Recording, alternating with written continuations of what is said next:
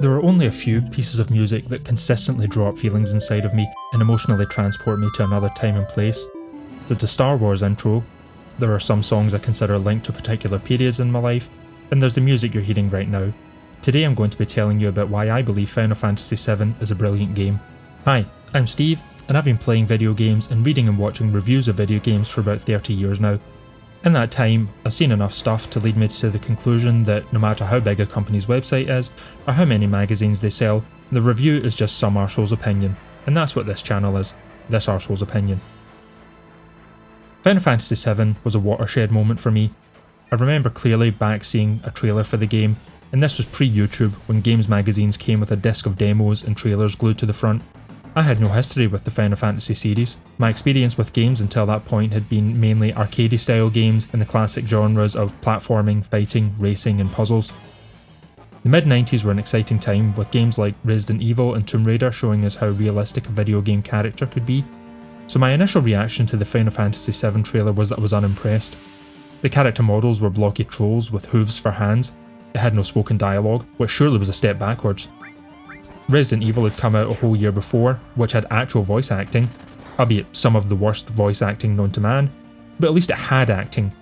Final Fantasy VII was coming out and expecting you to read all the dialogue off the screen. I'm sorry, I thought this was a video game, not a fucking book. So who the hell did Squaresoft, as they were at the time, they're now called Square Enix, think they were, putting these offensive block monsters on the screen and not even having them speak? Clearly there were some poor misguided individuals who were doomed to failure. Oh well. But then I read PlayStation Official Magazine's review. It was a perfect 10. What, for this weird game? I was still unconvinced, but I was intrigued. I can't remember how I got the game, but I do remember the first impression of being gobsmacked that this game came on 3 discs at a time when 1 was the standard. Insofar as is possible, I'm trying to make this review a current look at the game, and not a nostalgic look at the past. Although be forewarned that my nostalgia will almost certainly colour my current impressions of this game. I have played the game again a bit recently in preparation for this review and tried to be as objective as possible, but keep my biases in mind as you listen to this arsehole's opinion on Final Fantasy VII. Final Fantasy VII is a role-playing game, an RPG, and as RPGs are a more story-heavy type of game, I take the story and the storytelling into account in my assessment of them. Also, to be specific, Final Fantasy VII is a mid-90s RPG. I highlight the fact that it's a mid-90s because of the definition of what constitutes an RPG in a video game context that developed over the years. Final Fantasy VII doesn't have the extensive dialogue systems, character customization, and multiple storyline paths such as can be found in more modern games, like the more recent entries in the Fallout series. Fallout 3 and onwards, I haven't played the earlier ones. The role-playing elements were far more limited. If the game were released today, I think it would barely qualify as an RPG. It would be more of an adventure game with a turn-based battle system. The main thing that qualified it as an RPG back in the day was the weapon, armour, accessory and magic customization system.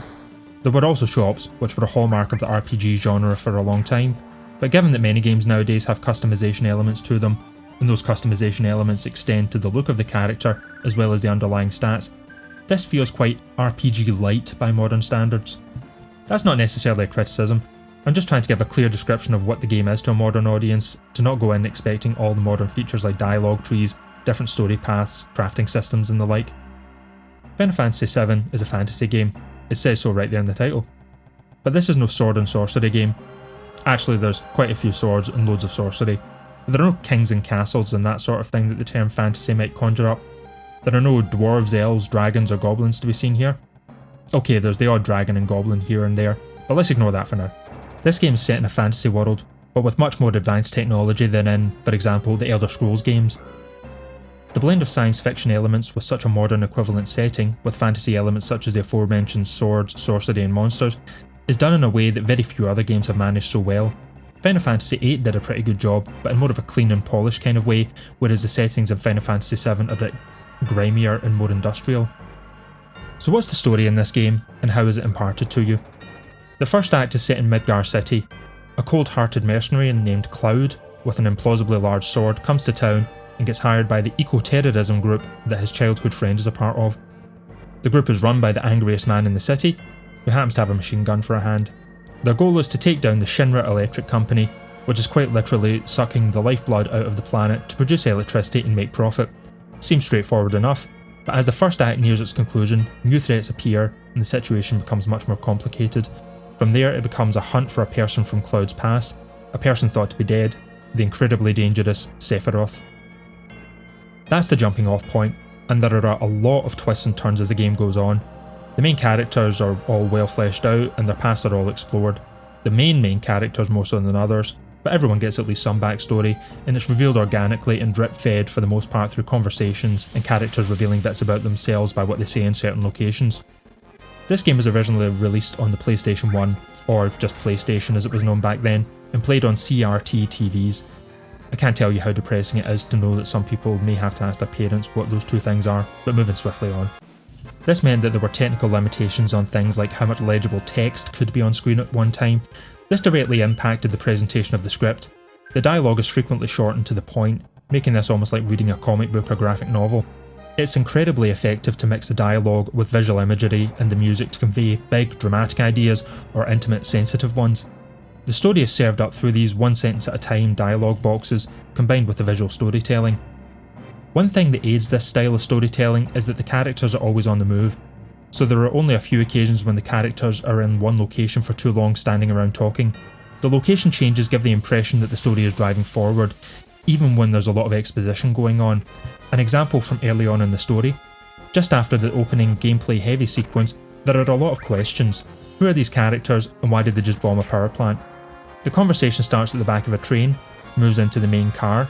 From there the characters travel through a slum to a bar, into the basement of the bar where the group's hideout is, and then back to the main bar. These location changes break up what is a lot of conversation for the purposes of exposition and give an impression of progress instead of having the characters have the whole conversation in a single location. It also accentuates the exposition.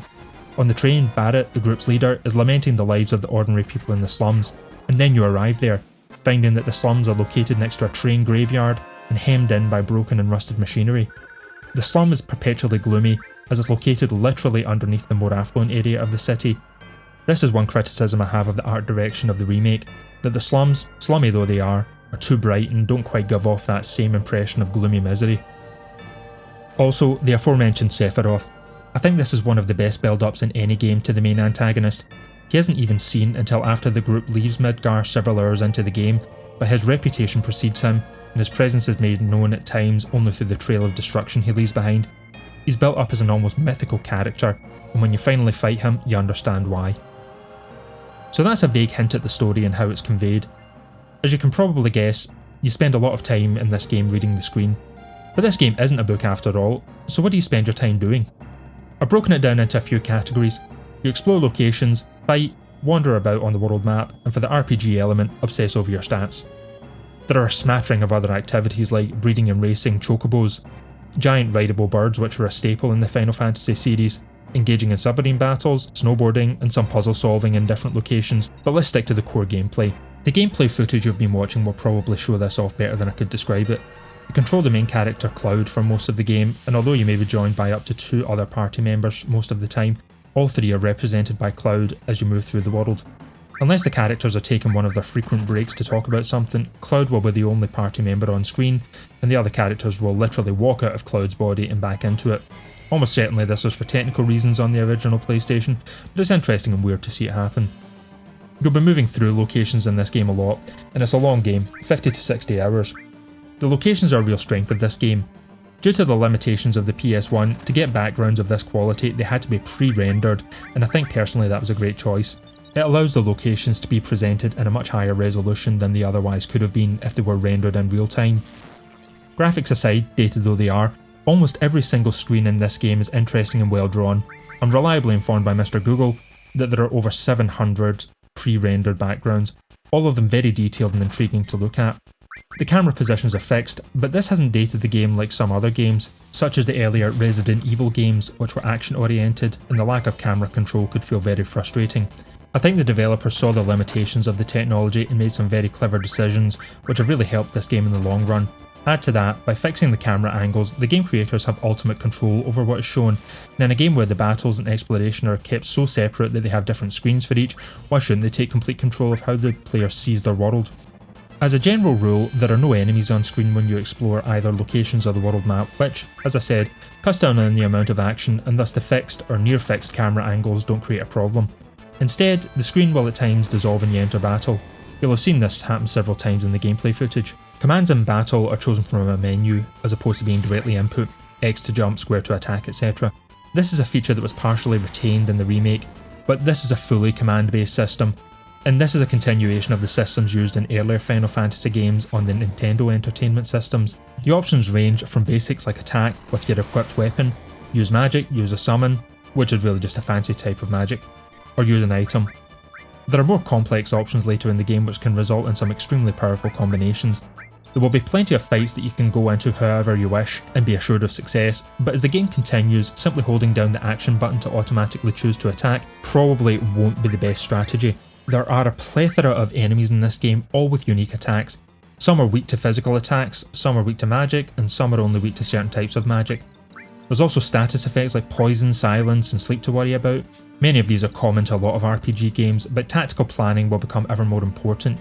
You may, for example, come up against an unexpected and powerful fire type boss who will completely obliterate your party. You'll be sent back to the last save point and have to rethink your strategy. You may have to find something within your materia, items and armour inventories that can either be used or combined with something else to increase your resistance to fire, so that at least one of your characters can stand a chance of surviving. One criticism I have is that the game could be inadvertently grindy, and there are times when you feel like you can't move more than 2 steps without getting hauled into a random battle.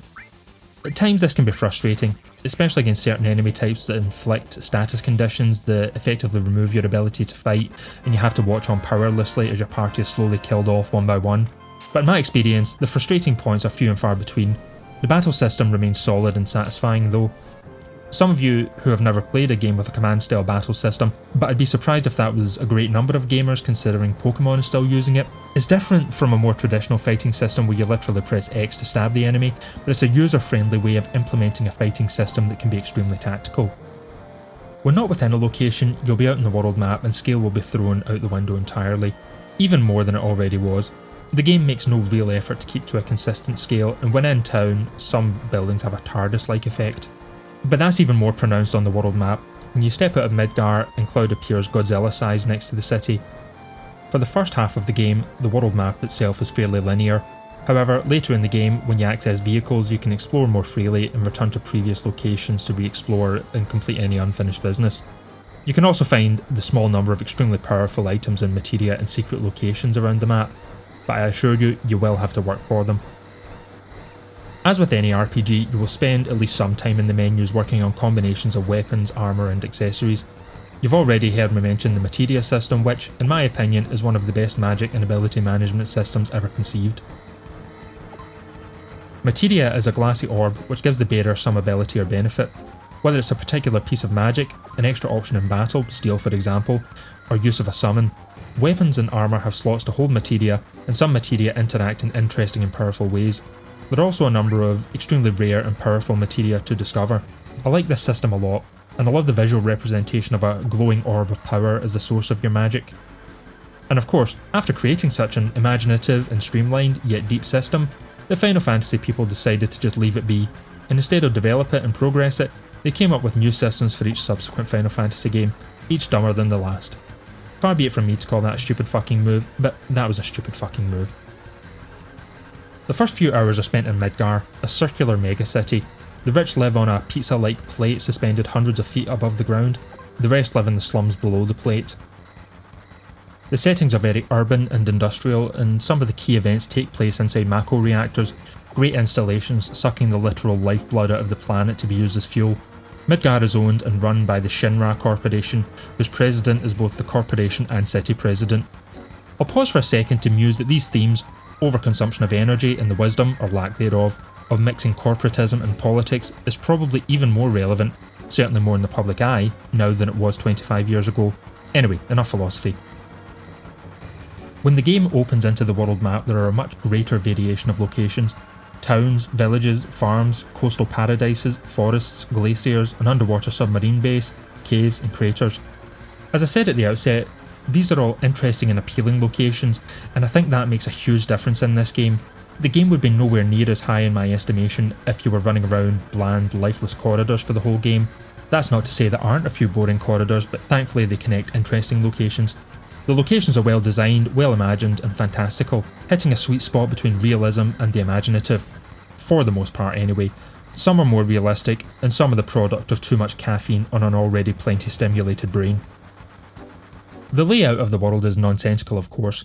No real effort is made to explain things like two of the major, very technologically advanced cities on the starting continent are only accessible to one another by travelling through a cave system, which is preceded by a marsh guarded by a giant snake the size of the Statue of Liberty. No explanation is given to why any of this is the way it is, or how much of the world functions. It's ridiculous and paradoxical, but it's also fun, silly and mad that it doesn't really seem to matter that none of it makes sense. The only explanation that I can offer is that it's one of those pieces of media out of Japan that strikes a mostly serious tone, with some moments of extreme drama, other moments of lightheartedness, but with the occasional bit of madness thrown in. I'm not a massive fan of Japanese media. I love everything that Hideo Kojima does, and I've seen a few anime movies, but I'm no weeb. But I understand that sometimes with these types of games, you just have to go with it and don't go looking for an explanation, because you won't find one. This is a biggie. The music in this game is unbelievably good, and it's probably the factor that elevates it from a good experience to an exceptional one.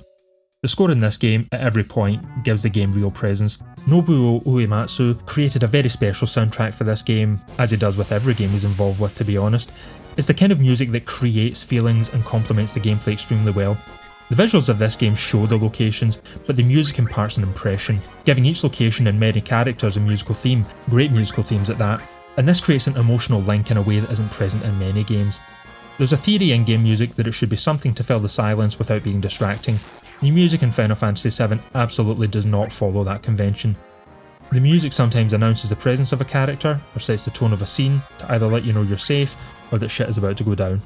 I tried to structure this review by setting out the individual aspects of this game, but a game is an experience that is, or should be, more than just the sum of its parts. A game may do everything technically correct, but may not be much fun to play. I think you can guess my view on how Final Fantasy VII fares. For a bit of background, I must have bought this game at least 4 times. Twice for the PS1, after one of the discs of my original copy got scratched, once for the PC, once for the Nintendo Switch, and technically a 5th time on PS Now. I may have bought it in between for the PlayStation 3, but I can't quite remember. This may be my most played game. It's certainly the game that I've been playing the longest. As I set out above, this game got so many things right. The story has a lot of twists and turns and is so involved that I still sometimes watch videos to try and work out what the hell was going on. And of course with the spin-offs they add more depth to the story, and that's now all incorporated into the remake. But that's not to say that I fully understand the story now, having played the remake also. If anything, further questions have been raised. But that's perhaps an indicator of good storytelling and world building. There are mysteries and unanswered questions on the fringes of the main story that are interesting enough that you want answers to them. So why do I think this is a brilliant game? Is it a flawless game? No. Does that matter? Also no. The best way I can describe it is that all the main components, story, gameplay, music, setting, characters, monsters, art design, are all really great and they all complement and draw strength from one another. You're presented with a world that you want to explore and characters that you want to know more about. There's a constant stream of good things coming from this game. A dramatic piece of music, a location that really captures the imagination, an unexpected turn in the story, a new piece of equipment or materia that opens up new possibilities in battle. There are hundreds of enemy types and plenty of bosses to keep the battle system interesting. As I said in my first video, for a game to get my top recommendation it has to either be a game that I played from start to finish and had fun the whole time, or it's a game that I keep going back to over new games. Final Fantasy VII is both. I played this game from start to finish multiple times over the years, and it's always been fun to rediscover parts I'd forgotten about, do things slightly differently, or explore areas a bit more and discover things that I'd missed on previous runs. I really do have fun with this game. And to reiterate, I have a history with this game, and at least part of my fondness comes from nostalgia, but this isn't the nostalgia review or a review where I'm saying it's good as a retro game. I'm saying this is a brilliant game, full stop. The graphics are dated, sure, and that may be a hurdle for some people to overcome, but if you can get over it, and I don't think it's insurmountable because of the good artistic choices made, this is quite simply one of the best games ever made. And if you end up playing and hating it, well, that's subjectivity for you. Happy gaming.